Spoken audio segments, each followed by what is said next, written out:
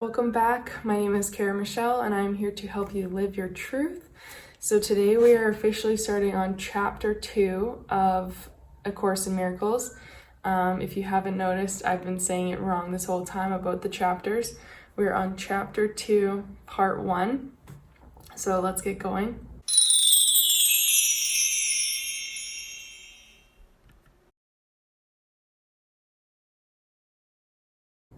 This starts with the separation and the atonement and the origins of separation. So I found this really interesting because they share about 4 different reasons of why we feel so separated and why we feel so stuck in lack and limitation and struggle. And it uses the example of being in a dream and kind of being asleep. And let's just go through it. When you lose the ability to see who you truly are, you're just projecting on the world and projecting what you believe is true instead of what actually is true and what God created for us. And no child of God can lose this ability, the ability to create, because it's inherent in what he is, but he can use it inappropriately by projecting. And there is no emptiness in you. You are full, you are capable, you are whole, but it's that belief and that projection that makes us feel otherwise. So this process involves the following steps, which is that number 1, you believe that what God created can be changed by your own mind, right? We believe that our own mind is smarter than what exists here and then what is possible and what we're allowed to do. Number 2, we believe that what is perfect can be rendered imperfect or lacking, and that is another big one. We believe that we can create those judgments and those limitations on things. Third, you believe that you can distort the creations of God, including yourself, creating distortions, creating this empty view of what we see and not perceiving the truth. And fourth, you believe that you can create yourself and that the direction of your own creation is up to you. So we're kind of taking all of the power away from God and around what was created and the miracle that exists here. And we're taking all the power onto us. And in doing so, we also have these beliefs and limitations and feelings of lack. And so we're feeling like we're putting all the pressure on us, all the responsibility on us, but we also don't believe we're capable or good enough in any way. And so therefore, we're really just staying small, staying stuck, and disempowered. So this is all something that started during the separation or the detour into fear, as it calls it. And where's this example? The Garden of Eden, or the pre-separation condition, was a state of mind when nothing was needed. There was everything, right? It was this beautiful place. Everything was there. All the needs were being met, right? And then when Adam listened to the lies of the serpent, all he heard was untruth. He heard the lies. And it says you do not have to continue to believe what is not true unless you choose to do so. And then the Bible says that a deep sleep fell upon Adam, and nowhere is there reference to him waking up. And I love that part because all it's saying is that we get to choose.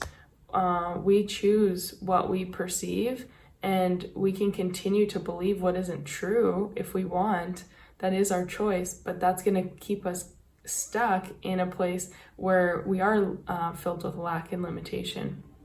If you choose to believe something new, you choose to believe in the messages from this book, or you choose to believe in spirit or God or the universe or some higher power that has more control and more support for you in your life, you choose to believe that you are limitless and capable. If you choose to believe that there's nothing but love, and living from that place is going to change your life and bring you all the things you desire and help you really make an impact. If you choose to believe those things, you will start to see those things. So it's really about reframing your beliefs and your thought patterns.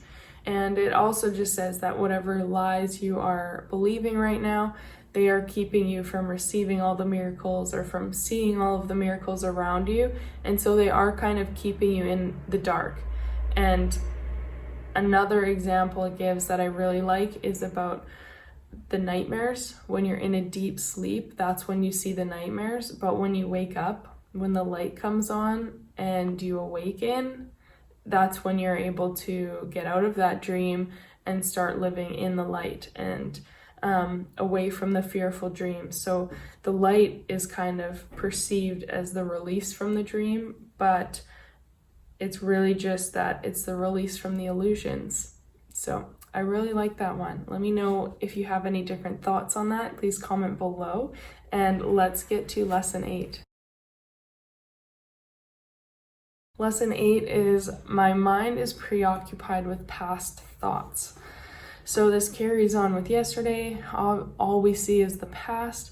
So if all we see is the past, then our mind is preoccupied with past thoughts. So it cannot understand time, and it cannot, in fact, understand anything, cannot understand the present, because it's so caught up in the past. And the biggest thing here is to realize that when your mind is doing this and it's thinking about the past and all the what ifs and all the, it really is keeping you from enjoying the present, from seeing the miracles, from being open and available, and from seeing the world with new eyes each day, which I kind of touched on yesterday. So you're always bringing in the limitations from the past and the experiences from the past and all the struggles and perceptions from the past. So with this exercise, you can sit with eyes closed and kind of see whatever thoughts come up, whether it's about a person, place, or thing.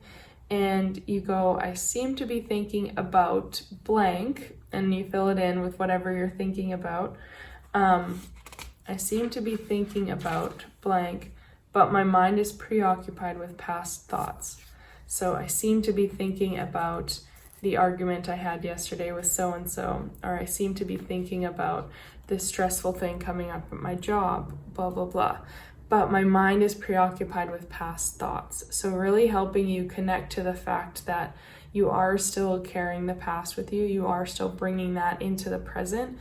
And even from a manifestation standpoint, that is why then you continue to attract that in the future, because you've lived it before, you're continuing to carry it, perceive it as truth, you're continuing to think this is how it is, you're continuing to stress and carry that energy in the present moment, which is going to then become what you continue through. It's going to continue to happen because that's what you believe is going to happen. So really looking at your thoughts and how they affect you, what you're believing in. And just like a side note, something that I really enjoy doing is going, I choose to believe blah, blah, blah. So instead of believing in the struggle, I choose to believe it can be easy.